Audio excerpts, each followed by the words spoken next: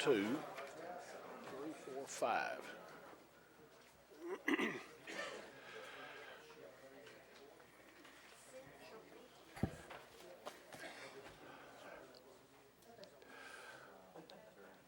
Good afternoon, ladies and gentlemen, and welcome to this meeting, February 28th, 2005, of the Haltom City Council. We will begin tonight with an invocation and pledge of allegiance led by Mayor Pro Tem Jim Sutton. If you would, please stand.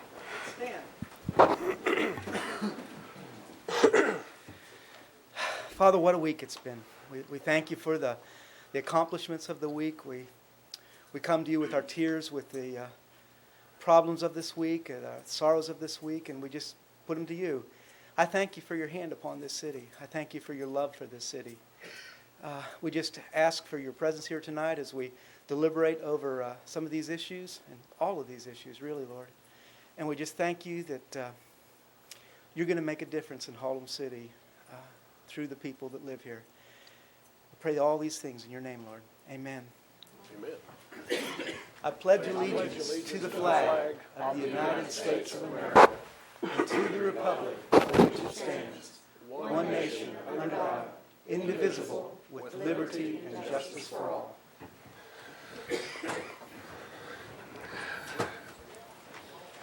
I do want to welcome all of you here who are in the council chamber tonight. We're always honored to have citizens from the community who are interested in the business of the city to be present.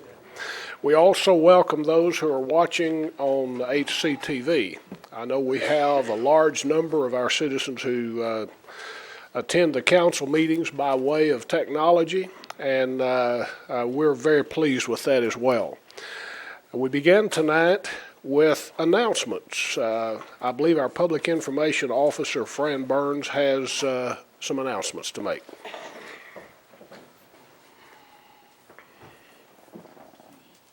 Good evening, and thank you very much. I have several things to talk about this evening, and I'll try to get through them as quickly as possible.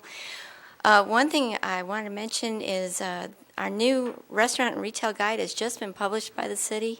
It's available for free, and in it there are listings of course, restaurants and places where you can buy things in Haltom City, auto repair centers, just all kinds of things. And we want you to pick those up. Again, they're for free, and inside is a card that you can fill out if you find that there's a new business or something that's been omitted, or if you just want to give us your opinion about the retail guide. It's a postage paid postcard, so just fill that out and return it to us. We hope you enjoy those and find them useful. And we're, of course, trying to get our residents to patronize our local businesses. It's good for the city. The photo reception, this is an event that we're having on Thursday, March the 3rd, 7 o'clock at the library. All of the photo contest participants are invited to come and talk with the judges and just meet and network about photography and learn a little bit more about it. And we hope that everyone that participated will come. And, of course, it's open to the public as well. So please come. That's March the 3rd, this Thursday, 7 o'clock at the library. This Saturday is the annual Denim and Diamonds Affair presented by the Chamber of Commerce. It begins at 6:30, runs until 10 o'clock. That's Saturday, March the 5th. And it takes place at our own Wiley G. Thomas Coliseum right here in Haltom City. There is a charge to come. It's a fundraiser for the Chamber of Commerce. They have live auction and also silent auction items, and there's food that you can just eat all night long, and it's a lot of fun. So, at the library on March the 12th, beginning at 2 o'clock, the kids will enjoy a leprechaun hunt, including stories, refreshments, and a hunt for the little green man, and they're encouraging all children to attend. It's free, and they're asked to wear their green. So that same day in the morning, March the 12th, Saturday, beginning at 10 o'clock, Keep Haltom City Beautiful and the Haltom City Garden Club is hosting the annual Arbor Day celebration.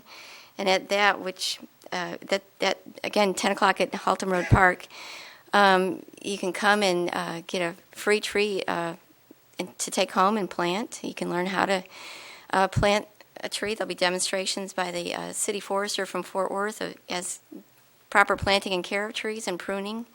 There'll be a ceremonial Arbor Day tree planting in the park, which our mayor will help us with.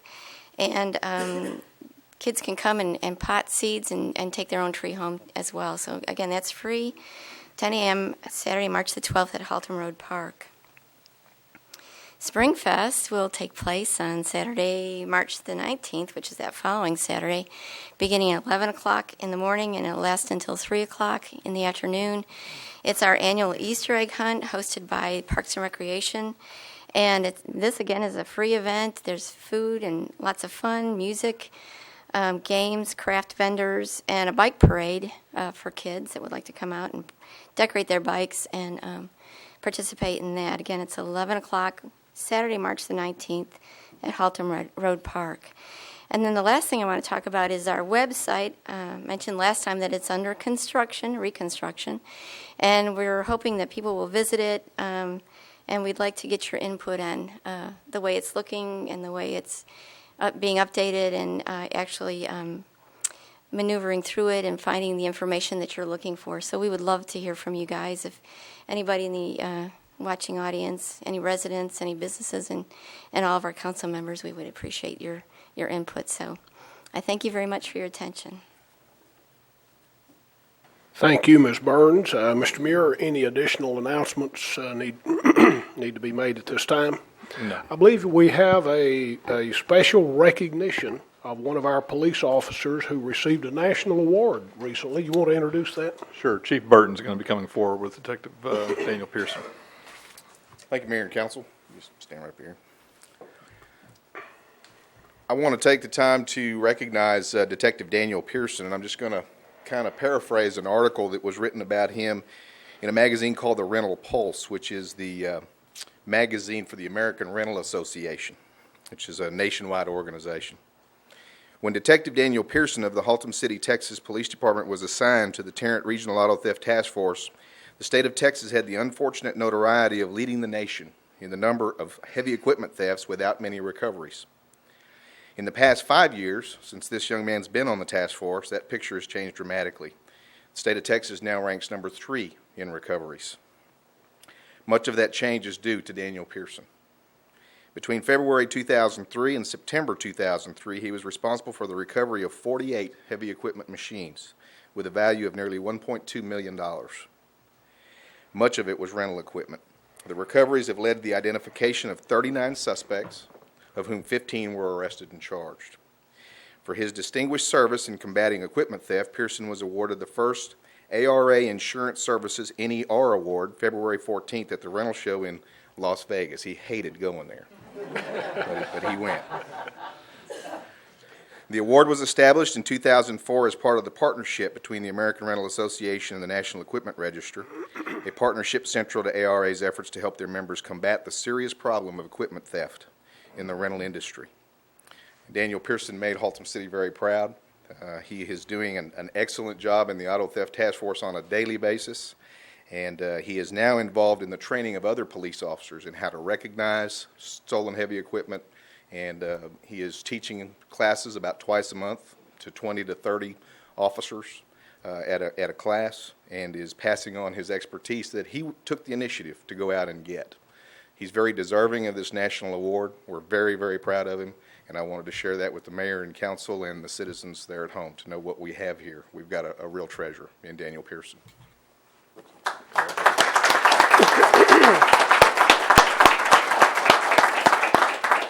Detective Pearson? No, I appreciate everything the chief just said, and I appreciate the opportunity to be assigned to the task force, and hope that that'll continue. Everything that the city does to allow us to be partners on the task force. And again, I just wanted to thank each and every one of y'all and the citizens and everyone I work with. Appreciate it.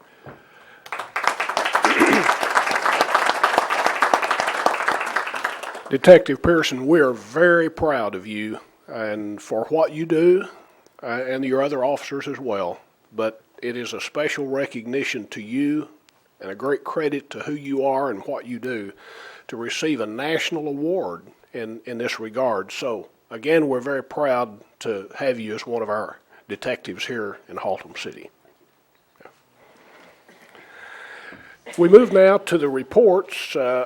Item number 1, the January financial report for the month. For those of you who may not know, this is our Finance Director, Joel Welsh. Thank you, Mr. Mayor. Enclosed in your council packets for your review and consideration is the monthly financial report for Haltom City through the fourth month of the fiscal year, that being January 31st. As of the end of January, of course, we finished about the first third of the budget. Revenues within the general fund slightly exceeded $6 million, or about 41% of what we have budgeted for the year. In total revenues, our projected revenues are in the range of slightly over $15 million. This is, of course, due to the fact that most of our property taxes are collected in the first half of the year. And speaking more specifically of the property taxes, we are at about 70% of what we expect to collect for operations in the general fund. That's pretty much on target. Sales tax collections in the general fund exceeded slightly more than $1.2 million. This is about 34% of what we expected, so it's slightly higher than the one-third mark. This time of year, we should be slightly higher. We've gone through the Christmas season. This collection includes our Christmas payments, which is usually our biggest of the year. So far for the year, we're running about 7% ahead of last year's actual collections. We're having a fairly good year, all things considered. Christmas was about 3.5% ahead of last year's Christmas collection, so that is quite positive. A couple of areas of interest to the staff that we're going to be watching over the next couple of months is going to be licenses and permits, which are running considerably behind what we projected for this point. The prime reason for that, in our opinion, has been the slower than what we expected development of the KB Homes subdivision, and we will be watching this particularly as we head toward the midpoint of the year when we do an evaluation of our estimates for the year. Charges for services are also under budget, but we do expect those numbers to begin to pick up and pull closer to budget when the recreation center is open and we get into the spring and summer seasons for recreational activities. The fines and forfeitures, the activity of the municipal court, are right on target with the budget. This is a little surprising when the staff analyzed this, in that the number of cases handled by the court is down 27% when you compare the first 4 months of this year to the first 4 months of last fiscal year. After doing some research, we found that the delinquent collection agency that the city hired to do delinquent court collections has been a major player in maintaining our revenue stream in the city.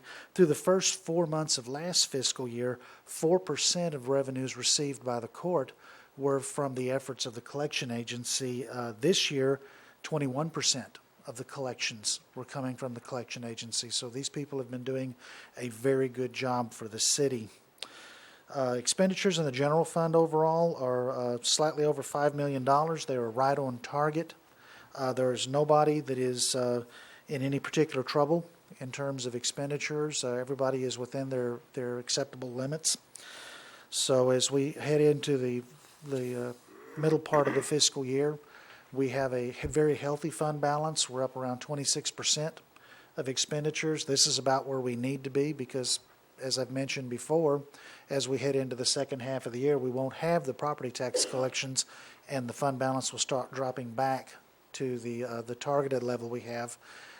We're still optimistic that we can come pretty close to meeting the council's target of 20%. The water and sewer fund revenues through the first 4 months of the year are about where we expected them to be. They're at 31% of the budget. This is a wet time of year, so to be below 33% is kind of to be expected. Revenues are about 3.5% ahead of last year at the same time, which is a positive sign for us. On the expenditure side, as I've been saying for the last couple of months, we were going to make a large debt service payment right at the end of January for debt that was due February 1st. And one of the positive things about the fact that we had to make a very large debt service payment, most of our debt service for the year, was that after we made it, the fund, after 4 months, was still pretty much break even. So the fund overall is in pretty good shape now going into the rest of the year. There is not much to talk about in terms of the rest of the funds. They're all operating pretty much as we expected. Nobody's exceeding their budgets. The revenues are pretty much on target. The investment report, the yields continue to come up on our investments. Again, a big portion of that is due to the fact that the investment pools, where most of the city's money is cited, is improving almost daily. As the report indicates, the yield on the portfolio was 2.26% at the end of January. I looked at the investment pools today. I look at them every day. But today, the investment pools are yielding about 2.5%. I was looking at some of the two-year investments that we look at when we go to make an investment, and I'm now seeing yields on the two-year investments creeping ever closer to 4%. So this is going to be something that is going to be very helpful to our operating funds over the course of the year, because we didn't budget for these types of yields. So it's going to give us some cushion and some protection in case some of the forecasts don't make, or if we have some unintended expenditures. Members of the council, any question or comment for Mr. Welsh? Councilmember Sutton? Yeah, I just want to say thank you to you and your department, Joel, for relabeling the investment report categories that really help trace through where our investments are and what they're doing. Well, it took us a couple of tries to get it to where it really flowed, but it does now. It looks much better. Thank you. Okay, if there are no further questions, I'm ready to receive a motion to approve the monthly financial report for January 2005. Councilmember Reese? This is for a motion to approve the financial. Okay, we have a motion to approve. Do I have a second? Councilmember Branson? Second. Have a motion and a second to approve. Any discussion? Okay, those in favor, if you will go ahead, and those opposed, whatever your pleasure is, if you will register your vote at this time, we'll display it. And that passes by unanimous vote. You notice Councilmember Clark is not here tonight. He has a public safety responsibility at DFW Airport, and this is one of those few nights that he was not able to be here. And we'll address the issue of excusing that absence a little bit later. We move now to item number 2, the Comprehensive Annual Financial Report for fiscal year 03-04. Mr. Muir, you want to introduce this item for us, please? Sure, go ahead. What you have, Linda Lowe with the firm of Rylander, Clay, and Opitz, who's been the city's auditors for the past 4 years? 5 years. 5 years. I'm sorry, 5 years. She's going to present the audit. The audit, at least a draft of this, has been presented to the audit committee, which consisted of 3 council members, I believe. And she and Mr. Welsh and Mr. Worrell were in that briefing, and she's here to give the rest of the council and the citizens a short synopsis of what the CAFR will include. Linda. Thank you. I'm going to, I think we've also given you a draft of the CAFR, the big thick thing. I'm not going to go over that. You can read that at home at your leisure.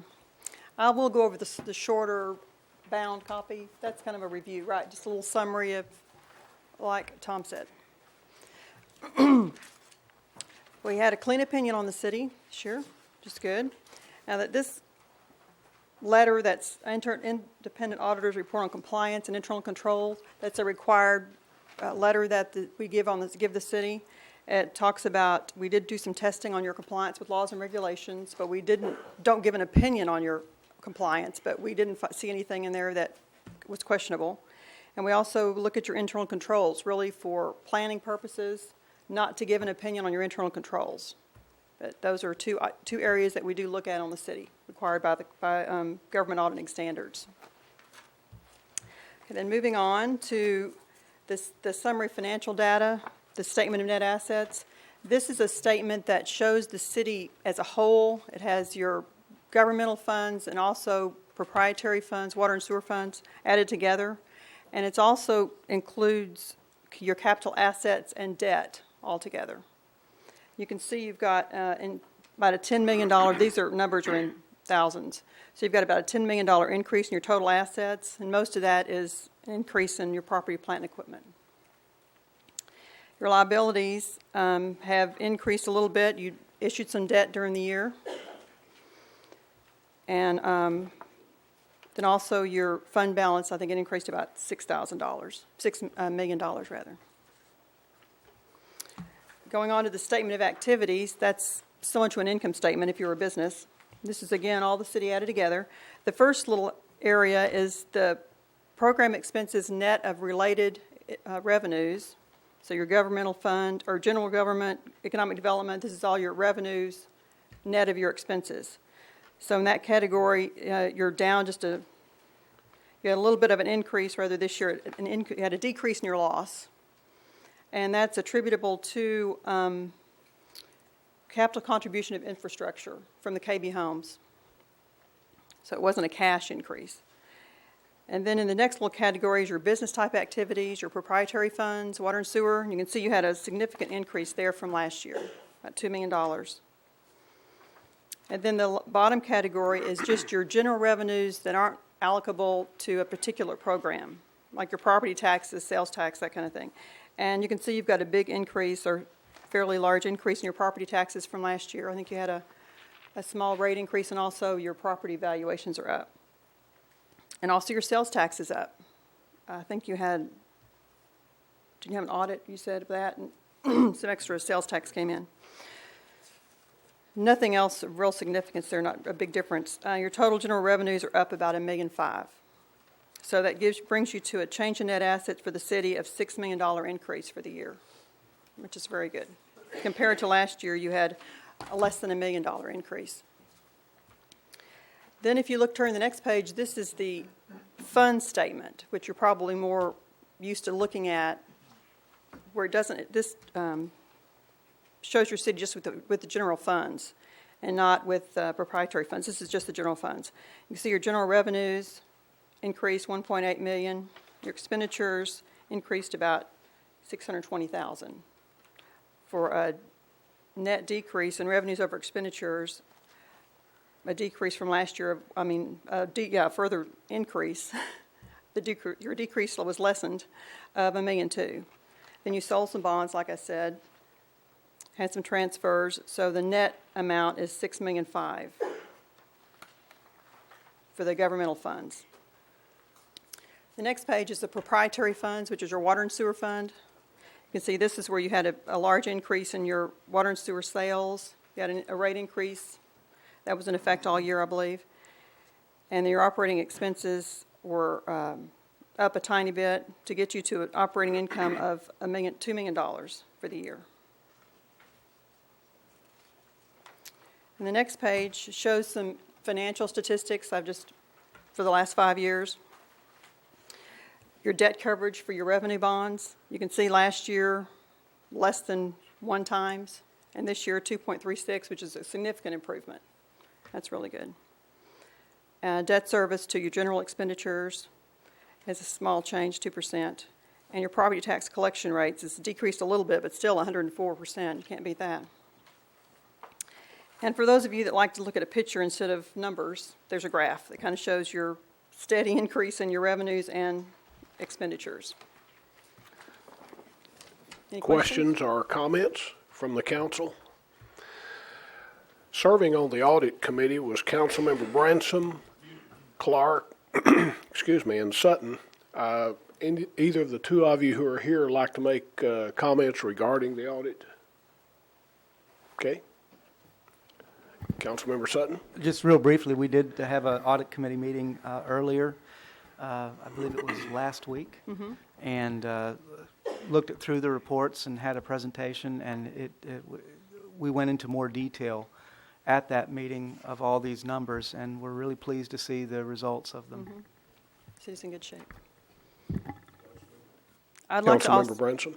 Excuse me. I'm sorry, I'd just like to also thank Joel and Charles for all the help they gave us during the audit, and also mention that they did get the Certificate of Achievement in financial reporting for last year. I just wanted to mention that Councilmember Hutchison was also on the audit committee, and he was at the first meeting I think we had, and so he Thank you for that. participated in that too. For that correction. Mr. Muir, anything from you before I call for a motion?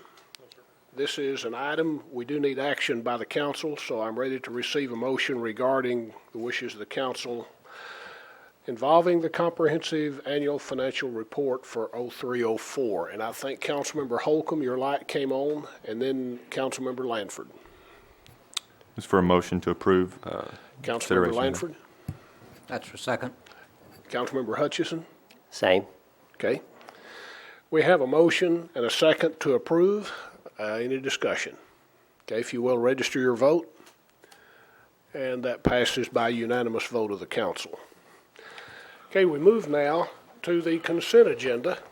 And the consent agenda is considered to be right.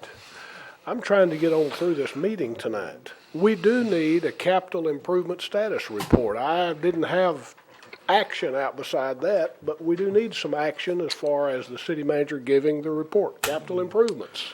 Mr. Muir. I probably should have let you keep going and ignored this. CIP status report. The street projects, I think a couple of council meetings ago, the council awarded a project to McClendon Construction. This is part of the city's annual CDBG project done with the county. The county has not formally awarded that project yet to McClendon. They need to take some positive action, but pending that, construction should tentatively take place March, April, somewhere in that time frame, and take a few months to complete after that. Garland Street, this is a project from, well, it's just on Garland Street. Concrete paving and curb and gutter and the driveway approaches are complete. The only thing that's left is really sidewalks to be installed and some backfill. But due to the rains that we've had over the last few months, the completion date's already been passed. It should be finished sometime next month, though. In I know on Aurora, the design's been finished on Aurora for some time. I've had some citizens talk to me about when are we going to do it, and we're going to partner that with Harris and try to do both projects at the same time. We just had some issues with Harris that we just can't seem to, we're still working on, trying to work with some utilities to get past that.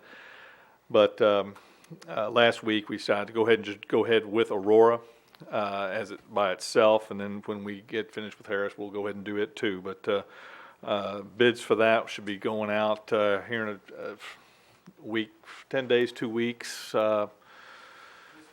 this Wednesday. Bid opening will probably take place in another 3 or 4 weeks. Construction will probably start 4 to 6 weeks after that. So hopefully the people live on Aurora, their lives will be turned upside down for as short a period of time as we can, but it will be a vastly improved street. Jordan, we were scheduled to start paving Jordan Wednesday. Due to the rain we had over the weekend and the rain that they're predicting between now and Wednesday, we're not sure we're going to be paving Wednesday. But those people have been very, very patient, and the light is at the end of the tunnel. They should be finished very soon. Hopefully it'll be this week. If not, it'll be early next. But we're coiled, ready to spring into action with paving Georgian. Going over to drainage, the Solano Circle Drainage Improvement Project is in design. Just to remind the citizens, the council awarded a contract to Teague Nolan Perkins a couple of weeks ago to perform that project. Building projects, the Municipal Service Center.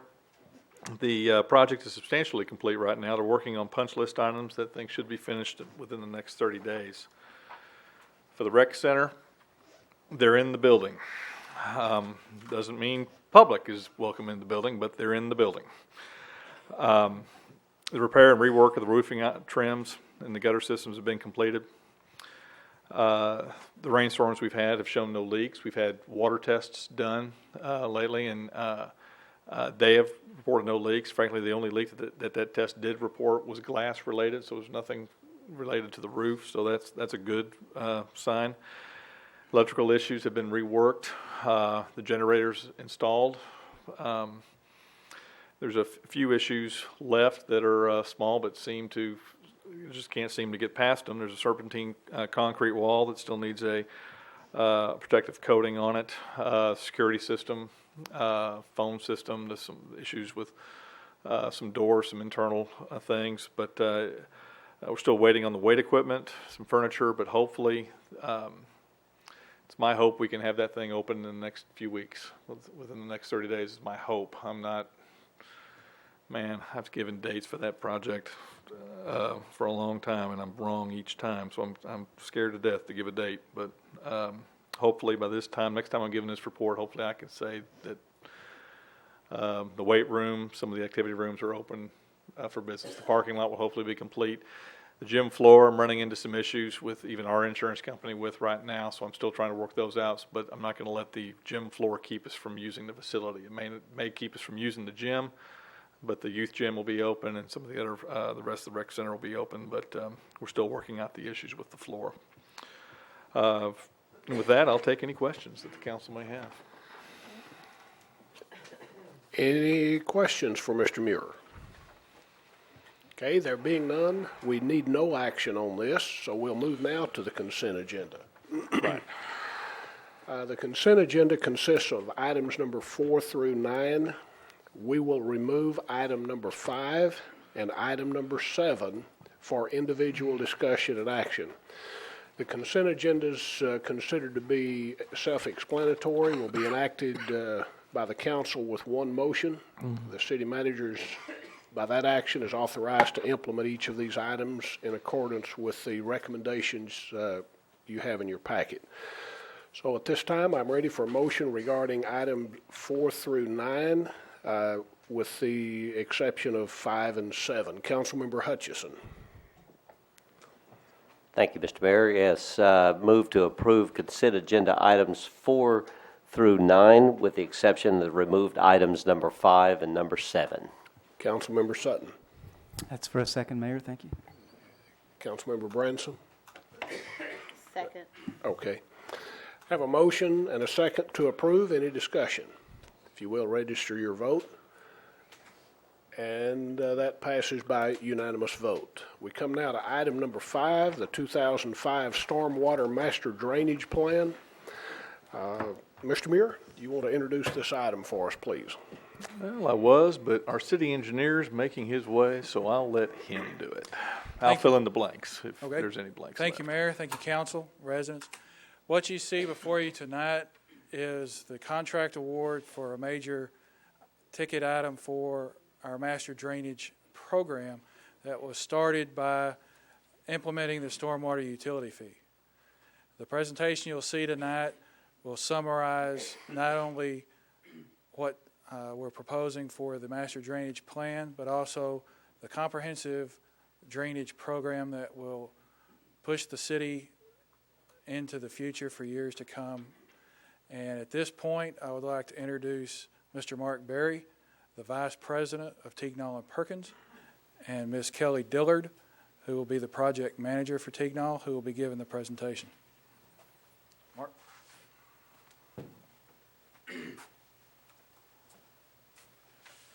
Thank you, Bennett, and Honorable Mayor, Council, and City staff. I just really wanted to say, mainly come up here and introduce Kelly and just tell you how much we appreciate the opportunity to serve Haltom City. Tignall Perkins has been in business since 1976, and we mainly serve cities. I mean, 85% of all of our work is for cities. We've done numerous stormwater master plans for other cities, so we really appreciate the opportunity to serve your city, your great city, and we have one of our best and brightest to help you with that, Kelly Dillard, who's a Haltom, grew up in Haltom City, a Haltom High graduate.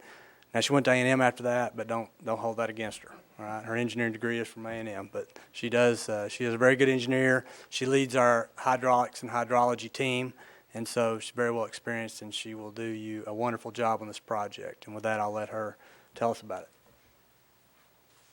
Thank you, Mark. I have prepared a slide presentation for you, and I think Mr. Fain is going to get the lights. No, I'm going to let Mark move the mouse for me so I can stand at the podium. Can the Vice President handle that? I think he can do it. we really think, we are very excited about this as Teague Nolan Perkins, but we're also very excited about this for the city of Haltom City. I think this is going to be a great program for you guys. It's a really big program. And so I wanted to start out tonight, rather than starting with what we're going to be doing, I wanted to tell you what I think some of the benefits are. I know this is dry and boring, and so I'm going to try to go quickly.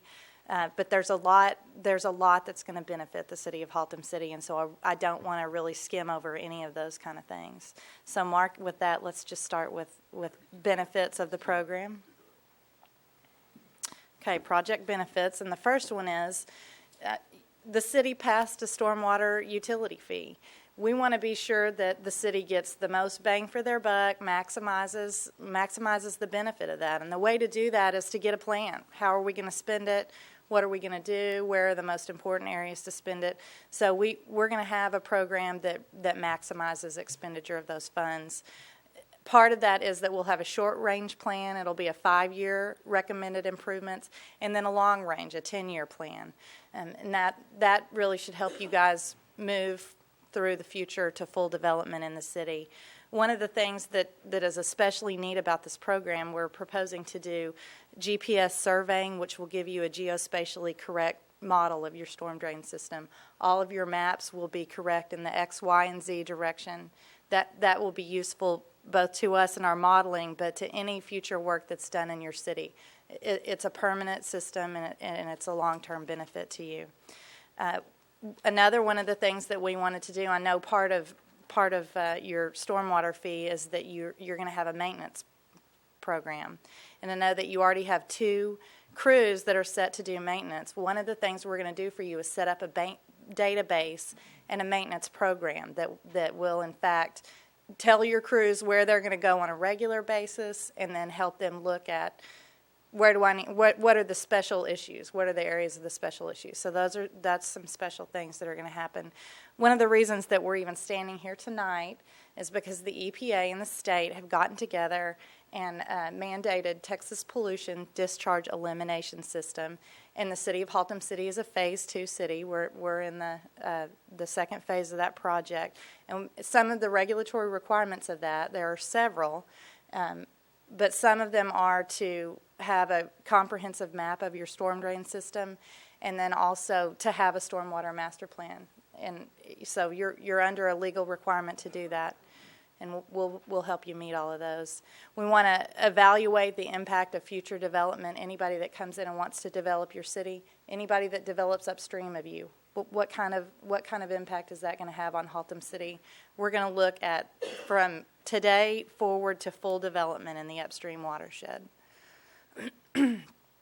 Another one of the special things we're doing that is not part of your typical drainage master plans is what's called the community rating system. I'll talk about it in detail in a minute, but the long and the short of it is that it can reduce flood insurance premiums for your constituents who are required to have flood insurance that are in the FEMA 100-year floodplain. Another thing that we're doing is called GASB 34, which is the Governmental Accounting Standards Board's valuation of your storm drain system. What's the age of the system? How long has it been in place? What's its financial value? And then we're proposing to look at the entire city. We're not picking out special areas, just your problem areas, just, the squeaky wheel gets the grease. You're going to have a comprehensive analysis when we get through.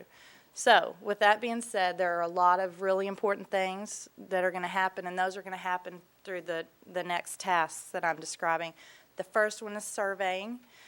We're going to set permanent ground control monuments on a 2-square-mile radius, which gives you 6 in the city of Haltom City.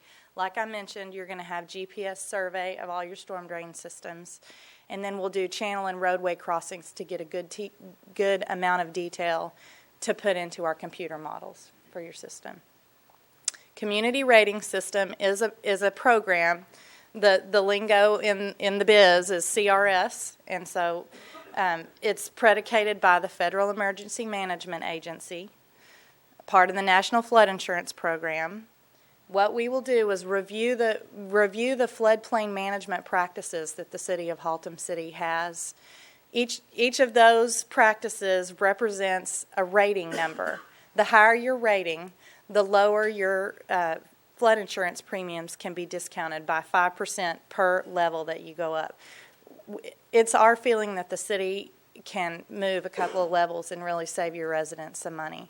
So we're gonna take a look at that. Geographic Information System, GIS, is a digital database of your storm drain system. That's going to make sure that we have a computer model of all of the closed systems, all the pipes, all the inlets, all the channels in your system. We will be able to use those both to develop computer models of your existing conditions in your systems, your proposed improvements. But this is the nuts and bolts of where you get your maintenance program. We will use this to develop forms that you can use when customers call with concerns or questions. Part of our scope is to train your staff to use these programs. So you're getting state-of-the-art technology, and you will be able to use this on a go-forward basis. You're not going to get just one document for us. It's something that you can use for years to come. And then again, I was saying GASB 34 is your accounting valuation. Storm drain analysis, what we will do is look at all of the storm drains. We'll get the survey that's the GPS. We'll put it into a computer model. Where's your city right now? Where are the areas of flooding? What's working fine? Then we'll look at full development in your upstream watersheds. I know the city is mostly built out, but you have water coming to you in some instances from other places that are not built out. So we'll look at that. What needs to be improved in the full development situation? What's it going to cost? And which are the most important areas to the city? We'll work real closely with city staff to determine priorities. The next slide is going to be hard to see, but in my mind, this is one of the best facets of this program. We have proposed with the city. The city told us they really want to start seeing benefits from their impact fee and from our study right away. So we're gonna work on this in geographic phases. And it's hard to see on here, but Sector 1 is where we will start studying first. The purple lines are all of your storm drain systems. The first sector is the storm drain system that drains into the Trinity River. So we'll study that, determine where you are in that area, what improvements need to be made, and we'll make an interim report to your city staff. And then that way they can start making improvements as they see fit while we're still studying. And the next sector is Sector 2, and that would be all of your storm drain systems that drain into the Little Fossil Creek drainage area. That's probably going to be the biggest focus of our study. Sector 3 is the south side of Big Fossil, and then Sector 4 is fairly small. It's up here. Mark, go ahead. So in addition to closed systems, we will be modeling the open systems, the channels, and those are the channels that are not already being studied by the Corps on Little Fossil and Big Fossil. The channel studies will happen at the same time as the closed system studies. There's a relationship in the water surface elevation from a channel to a closed storm drain system. So we'll work to make sure that those are in sync and that they work together. Channels will be studied in that same geographic south to north direction, and then we'll prioritize improvements and determine construction costs for those as well. And what we have on here are the channels that we've agreed to study. And like I was saying, most of them are tributaries to your biggest Little Fossil and Big Fossil, but Sector 1 has a channel there and a channel there. Sector 2 has quite a bit of Little Fossil that wasn't previously being studied, and then all of its tributaries. Sector 3 is the southern tributaries to Big Fossil, and Sector 4 is the northern tributaries. So, we wanted you to know that we've done several of these. We did one in DeSoto in 2001. We've done them for other cities. What you will get is a document that prioritizes the recommended improvements. There will be recommended phasing. Like we said, there will be 5-year improvements and 10-year improvements. We'll put together construction cost estimates, what we think it will cost to do this work. And this will be your guiding document for all of your future storm drain improvements. And then again, another part of this will be the routine maintenance program that we'll develop, and I talked to you about. We'll have an interim report in each of the 4 sectors that we study, and we will be meeting your TPDES requirements. So, like I said, we're really excited to do this work for you. I think it's going to be a great thing, and I hope you are excited as well. Thank you for this opportunity. One thing that I want to point out is most of y'all are aware that the Corps of Engineers and COG are already studying portions of Little Fossil Creek and Big Fossil Creek. Tignall and Perkins will not restudy those, but they will use the data that's already collected, so they're not going to be reinventing the wheel on those portions. And we're all available to answer any questions y'all may have at this time. Mr. Muir, any comments before I open the floor to members of the council to ask questions or make observations regarding this item? Sure. Just to kind of restate some things that we talked about in the pre-council, just to let the citizens at home and the ones here in the audience know. There was back in December, I guess, we issued a request for qualifications. And we got 5 responses. The staff reviewed them. And I haven't said this to y'all, but I was thinking we'd find, no offense to Tignall, but we do so much with Tignall, I was thinking, well, we'll find somebody else. But their presentation, their document, what they've been doing is extremely impressive. I think the city can take a great deal of comfort and satisfaction in the product that they're going to be presenting and to us in the next 12 to 15 months. So we're real excited to be working with them, and we're anxious to get going. Okay, members of the council, any questions or comments you'd like to make regarding this plan? Councilmember Sutton, and then Councilmember Lanford and Councilmember Hutchison. Thank you, Mayor. I was just wondering for a question that some of our citizens may have. You'd mentioned that Tignall and Perkins had done several other cities, DeSoto being one of them. Can they mention some of the other cities they've done and where they can go to get information on how those master plans were received by the cities and how they were implemented in those cities? I have just recently completed master plan work in the city of Mansfield and the city of Rowlett, and I'm doing the city of Keller's work right now. In December, I completed the city of Ben Brooks drainage master plan, so I'm working closely with those cities. Is there any place, maybe for instance out in the web, where people can go and see the results of those studies or how they were received or perceived? One of the things that we did in the city of Keller was a public meeting where people could come and give us their input on areas they wanted us to study. Keller has quite a bit of information related to our master plan. It's ongoing and we're in preliminary stages, but the City of Keller's website and their Public Works webpage would give you kind of what we're doing and what we're working on. Not sure that anybody else really has it on their web. You'd need to call Public Works. But all of the Public Works departments are familiar with their programs. Okay, thank you. Councilmember Lanford. Wait a minute. On that matter, if anybody would like references from these cities, I do have them. So if anybody would like to contact any of the references, let me know, and I will give them the numbers. Thank you, Mr. Howell. I'm on. Thank you. Just wanted to, first off, thank Kelly for that presentation. As was said in the pre-meeting, Kelly and my daughter Laura were good friends and know her and her family from way back. And just is exciting to know that someone who went to the Birdville schools and lived right here in Haltom City now is coming back and it's going to be have a major impact on the future of this city.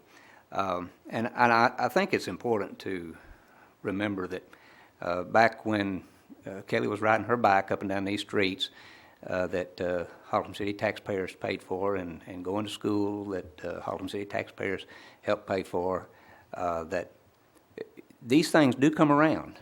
And now then, we have this wonderful, marvelous opportunity for literally a child of Haltom City to come back and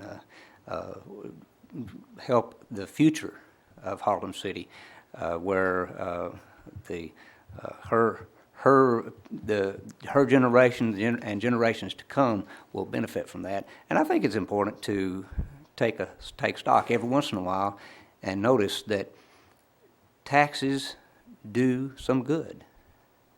They do some good, and I certainly am the first to admit that we have to connect between what we're trying to do with that tax money and how much we're bringing in, and we have to make that connection. But here's a connection, and it came around and came full circle, and I think it's important to recognize that it's not always wasted money when this body or any other government entity comes and asks for you to participate in funding some of these things. It's not always just a waste of time.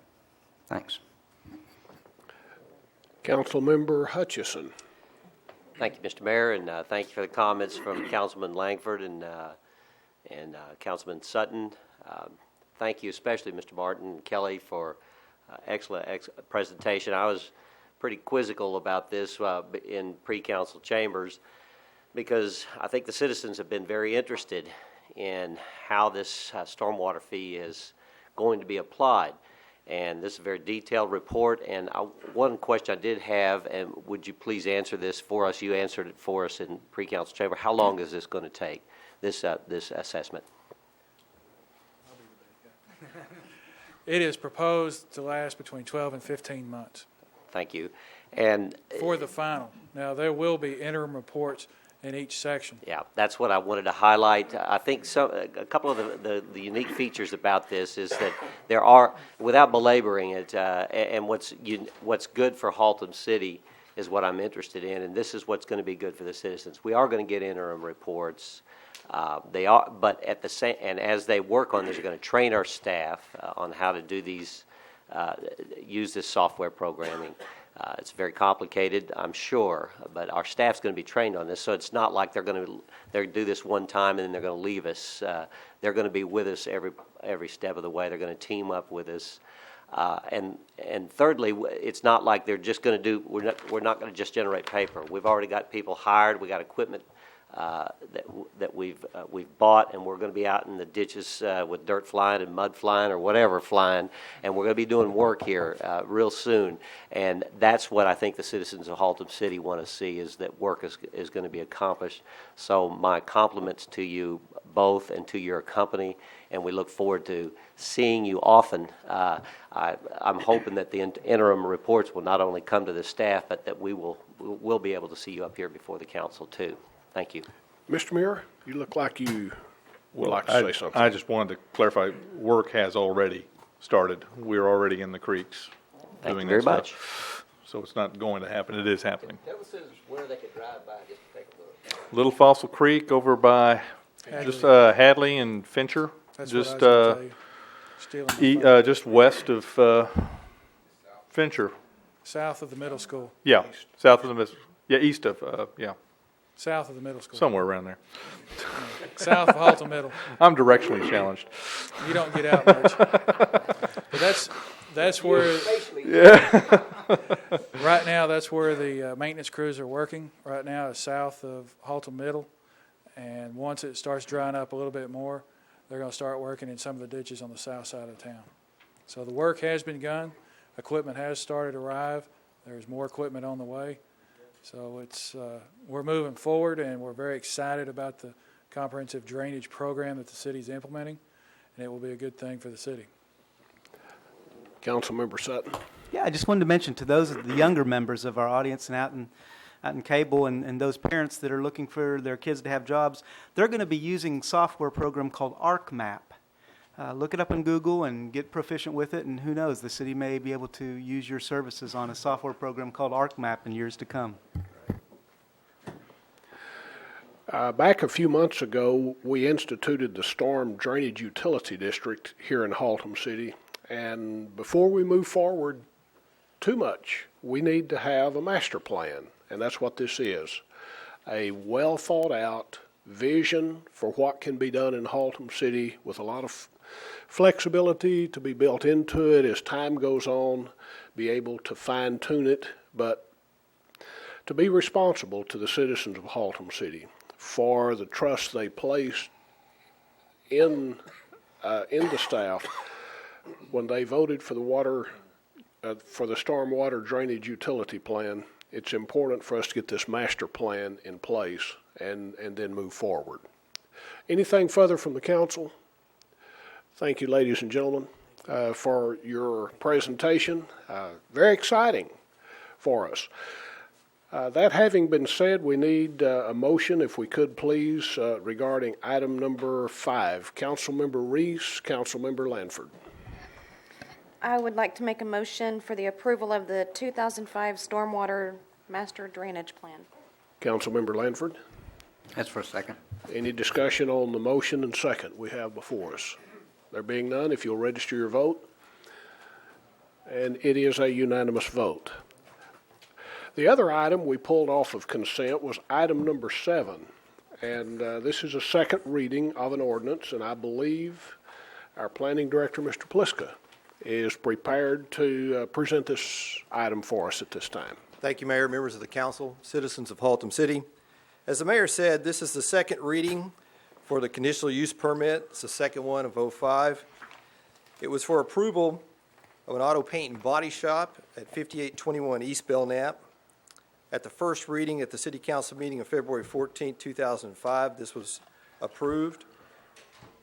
However, there was some discussion over the concerns of the BISD school district, and council had asked us to contact Dr. Quentin Burnett if he had indeed received a letter from the Planning and Zoning Chair addressing the concerns that BISD had over this particular conditional use permit.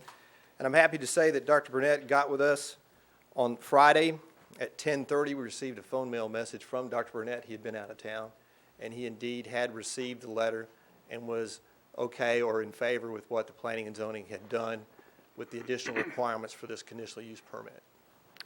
Okay, any questions for Mr. Pliska regarding the information he's just given us before we take action to approve on second reading? Mr. Muir? Okay, I'm ready for a motion regarding the second reading of this ordinance. Councilmember Lanford and then Councilmember Holcomb. Based on the concurrence with the Birdville Independent School District, I recommend acceptance of ordinance 02005-008-15 on for second reading. Councilmember Holcomb. Second. Have a motion and a second to approve on second reading the ordinance referenced. If you will, if there is no discussion, if you'll register your vote. Thank you, and that passes by unanimous vote of the council. We move now to the Visitor Citizens Forum, and I want to remind the audience that this time is set aside for any person having business before the council on a subject that is not scheduled on the agenda to have an opportunity to speak to the council. We have 3 speakers' request cards filled out prior, and these individuals will be granted 6 minutes for their presentation.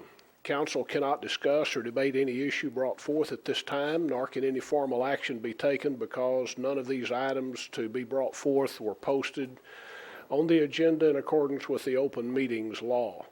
All comments during this time must be directed toward the presiding officer rather than to an individual council member or staff, and each speaker must limit his or her comments to the subject matter listed on the speaker's request card and must refrain from personal attacks toward any individual.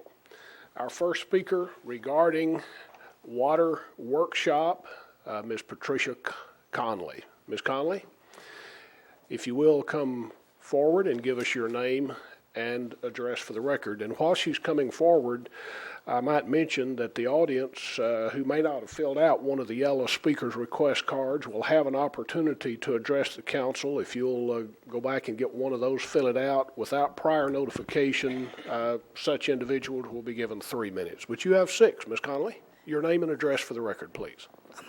I'm gonna try talking my name. Can I please introduce Linda Kendrell? She can talk for me tonight, please. Okay. And if you will, give us your name and address for the record, please. Linda Cantrell, 6208 Little Fossil Road, Haltom City. Okay, and in view of the difficulty Ms. Conley has had, you have the full 6 minutes. I have a prepared statement that she's asked me to read. Thank you. And the title of this is Water Workshop. Based on advice from a council member, I have started a workshop with several other concerned citizens regarding our water rates. We have already conducted our preliminary meeting and will be having more meetings to identify issues and concerns. Our goal is to formulate a plan of action that will be presented to the City Council for approval. Anyone wishing to join us or just give us some input is requested to contact D. Taylor at 817-831-4161. That's D. Taylor, 817-831-4161. Okay, ladies, thank you very much. The next speaker's request card is Mr. James Leader. Mr. Leader, if you will, come forward, give us your name and address for the record, and you have 6 minutes.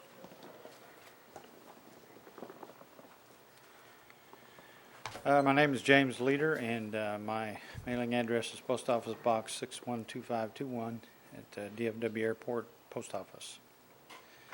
Thank you very much, Mayor and City Council, for the chance to get up here and say some words. Maybe vent a little frustration about dealing with the city. First thing I want to start off with is, because I may not get through everything by the end of the 6 minutes, so I'm going to want to start with the end, or what I wanted to end with, which is that I have 3 questions. This all has to do with an enforcement, code enforcement of a piece of property, some properties that I have in Haltom City. First question is the Haltom City Code Enforcement Program complaint driven, or is it drive-by surveillance driven? The second question is, isn't it more fair that a citizen get a warning letter on a situation before he receives a citation? And that way the warning letter gives you 10 days to come in compliance with any city codes that you may be out of compliance with, whereas if you just get it in the mail, you're already into court if that's where you want to go. Third question is the code enforcement program are you looking for corrective actions, or are you looking just to punish citizens for in a punitive action way? Those are the 3 questions I want to end with, and then I want to tell my story of woe here, what happened to me in the last month or so. I own 3 properties in Haltom City on Oakwood Terrace, and they're all small wood frame houses that were constructed in the late 1940s. I've had these since the year 2000. So I have an investment in the city, and I am concerned about property being maintained in a proper manner, where visually and to code enforcement. On January 20th, 2005, without any other contact, I got a phone call on my mobile phone from a Haltom City building inspector, and I don't know how he got my number, because I didn't give it to him. I'd never talked to this gentleman before, and so when I contacted him back, I wasn't there. I got a message, so I called him back, and he asked me if I owned a house on 2501 Oakwood Terrace, and I said yes. And so he started telling me that the house was out of code. So there were some holes in the siding, and that it was out of code. And so I asked him. I asked him if it was what code, what was the code that it was out of. I mean, what code was it out of compliance with? And he didn't bother to give me that. He just said that, well, Haltom City has an ordinance that says you got to have rain protection on your house, and yours doesn't meet that rain protection. So I think and then I also said, well, it is the siding. I do know about the holes, and I was going to repair them as soon as I can. In fact, I was going to do the whole house and put in new windows and everything, but I just hadn't got the money and the time to do that. Anyway, so he seemed to get kind of upset when I questioned the fact that it didn't have anything to do with the structure of the house. And so then he kind of started threatening me. He started telling me about how many houses that he had torn down in Haltom City last year, And he gave me an address and said, you need to go by and look at this empty lot. That's a house we tore down. So I felt it kind of like he was threatening me. So I told him, well, I would get on it and take care of it the best I can, as soon as I can. I do work. I have a full-time job. I work 40 hours a week, 5 days a week. So the only time I have to work on these property, during the winter especially, is during the weekend, because there's not enough time today to get to it. So that weekend, the next weekend, that was a Wednesday, January the 20th, that weekend, I went and started trying to find parts or some siding. And so I went and bought some siding because I had trouble finding some siding. And when I get to the house, I bought 8-inch lap siding. I get to the house, I didn't even realize that I had 6-inch lap siding on this particular house. The other houses that I have 8-inch. So I bought 8-inch, get there, no 6-inch. So I went back to the stores that I'd already been to, and hardly anybody carries 6-inch siding in stock anymore. I went to 4 different places. The last place even called 2 other lumber yards for me. And there was nobody was keeping any 6-inch siding, and so that weekend it was impossible to even get any siding. But I went ahead, so I went back to the house that weekend and started repairing the house with this 8-inch siding, even though it didn't look right. At least I was covering up the hole, maybe, and paint it to show the inspectors that may come by that I was trying to do something. And then there was weather involved in the next few weeks. But anyway, what happened was evidently on February the 11th, inspectors went by. They didn't like what they saw, what I had done to that point. They wrote a citation, mailed it on the 14th. I received it on the 16th. And on the 17th, I called and tried to get somebody to explain to me what code enforcement that I was in violation of. Mr. Leader, you're at 5 minutes, 30 seconds. If you will, go ahead and wrap up, and I'll have a comment to make at the end of your presentation. To wrap up, I'd like to say that, I would hope that Haltom City is more interested in correcting, getting problems corrected rather than just punishing people because they think they're not trying to come in compliance in a manner or maybe in a time limit that inspectors would like it to happen. Mr. Leader, thank you for your comments. You asked 3 questions to begin with. As I stated to begin this portion of our meeting, because this is not posted as an item on the agenda, the council cannot make comments or cannot take action on the subject you brought forth tonight. I would encourage you, if you have some issues regarding this, that you contact the city manager's office and bring these items to his attention. Thank you, Mr. Leader. Excuse me, Mr. Leader, I'll be getting in touch with you. I'm up here, right here. Okay. I'm the city manager, and I've got your numbers here, and I'll be getting in touch with you very soon. Thank you, Mr. Leader. Our final speaker tonight, Mr. James Grzan. Mr. Grzan, if you will give us your name and address for the record. You're not going to cheat me on my time, are you? My name's James Grzan, 6208 Little Fossil Road. Basically, I wanted to, next month will be the 2-year anniversary that I walked up to this podium and complained about selective code enforcement. And I'm running into people daily like the gentleman that just left. And when we question something around here, it seems like we get an answer of our policy. I've asked several people, including our city manager, where's this policy written? I haven't found that yet, neither in print or in Braille. But you know what I've come to, it was mentioned to me the other day that, there's policy is mistaken for practice sometimes. Sometimes we don't really have a policy, therefore in practice, here's what we do. And I'm thinking that it's time for the city council to look at the departments and their policies and how they handle things and what their general policies are and put them in writing. one policy that comes to mind with code enforcement is, well, we only work on complaints. Well, does that mean that other code violations shouldn't be addressed unless we have a complaint? Somebody has to get mad at their neighbor and complain before we do something about it. Another policy is kind of with our police department.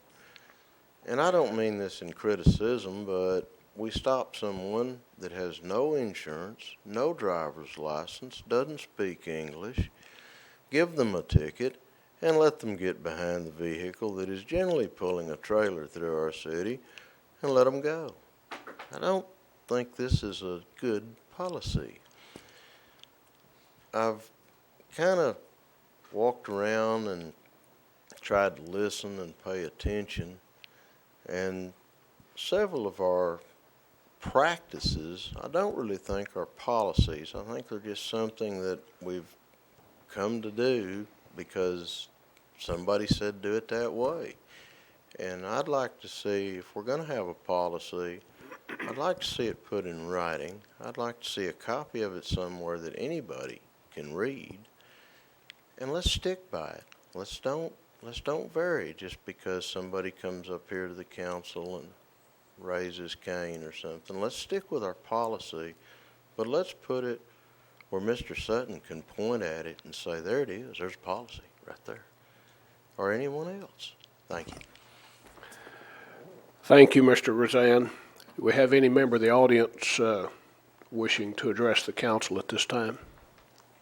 Okay, there being none, I'll move then to the next item on the agenda, and that is boards and commissions. I believe we have a resignation from one of our boards, Councilmember Holcomb. Yes, thank you, Mayor. Jody Hutchison resigned from P&Z. Okay, I